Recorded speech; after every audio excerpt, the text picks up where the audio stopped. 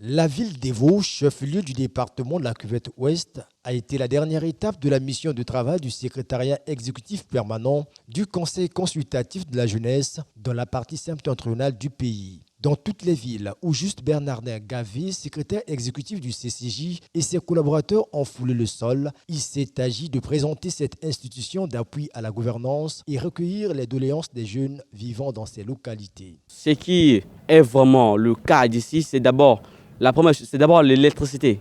Donc ce qu'on demande très sincèrement au gouvernement, c'est d'abord nous apporter le courant et la route pour qu'on puisse améliorer notre façon de vivre ici dans la Cuvette Ouest, particulièrement à Evo. À l'école, là-bas, il y a aussi des problèmes d'établement, il y a aussi des problèmes de manquement de professeurs. On peut aussi ajouter à un problème de manque de bibliothèques, surtout pour les scientifiques. Il n'y a ni laboratoire pour partir faire des recherches. Donc ici, nous sommes dans le que faire, parce que le Congo, de demain, c'est dans la jeunesse.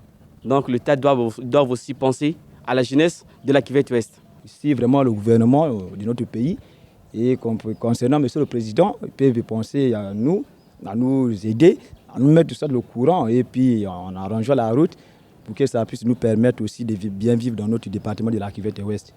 Vraiment, je suis vraiment un peu inquiétant au niveau là. Donc je m'adresse vraiment que le Conseil consultatif puisse vraiment en tout cas aller auprès des autorités, comme lui-même le président chef de l'État, lui raconter tout ce qui s'est passé, le message que nous avons adressé au Conseil consultatif au niveau de notre département de la Cuvette Ouest, chef-lieu, Evo. Après avoir pris bonne note des multiples préoccupations de la jeunesse d'Evo, le secrétariat exécutif permanent du Conseil consultatif de la jeunesse par la voix de son secrétaire exécutif a promis mener un plaidoyer auprès des autorités compétentes en faveur de l'amélioration des conditions de vie de la couche juvénile de la Cuvette Ouest. Le Conseil consultatif de la jeunesse est un organe chargé de mettre des avis au président de la République et des suggestions au gouvernement sur les questions liées au plein épanouissement de la jeunesse dans le cadre d'une gouvernance intergénérationnelle. Evo, c'est une partie de la République. Le Conseil consultatif de la jeunesse traite des problèmes des jeunes dans tout le pays, sur toute l'étendue du territoire national. Et si le Conseil consultatif de la jeunesse traite des questions des jeunes sur toute l'étendue du territoire national, ça veut dire que Evo, qui fait partie du territoire national, a besoin aussi de connaître l'existence du Conseil consultatif de la jeunesse, ses missions et aussi comment, à partir d'Evo, on peut rentrer en contact du Conseil consultatif de la jeunesse pour présenter une réflexion, pour partager une idée ou pour soumettre un certain nombre de préoccupations propres au département de la Cuvette Ouest. Chers amis, soyez rassurés que tout ce que vous avez dit ici sera transmis à qui de droit à l'autorité compétente. De Wesso, en passant par Owando puis Evo, la délégation du secrétariat exécutif permanent du CCJ, conduite par son secrétaire exécutif, rentre à Brazzaville avec le sentiment d'un devoir accompli pour avoir touché du doigt la réalité des jeunes des localités visitées du 15 au 19 novembre 2020.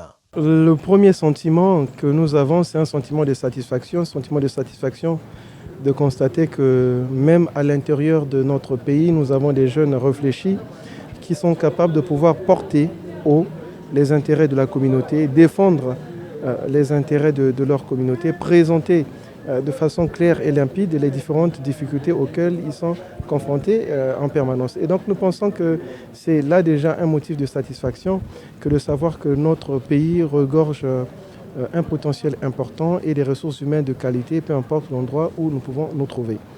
Et le deuxième sentiment, c'est un sentiment de devoir accompli pour nous, parce que nous avons par nous-mêmes touché du doigt certaines réalités, nous avons par nous-mêmes écouté sans intermédiaire ces jeunes qui sont à l'intérieur du pays, qui vivent un certain nombre de réalités.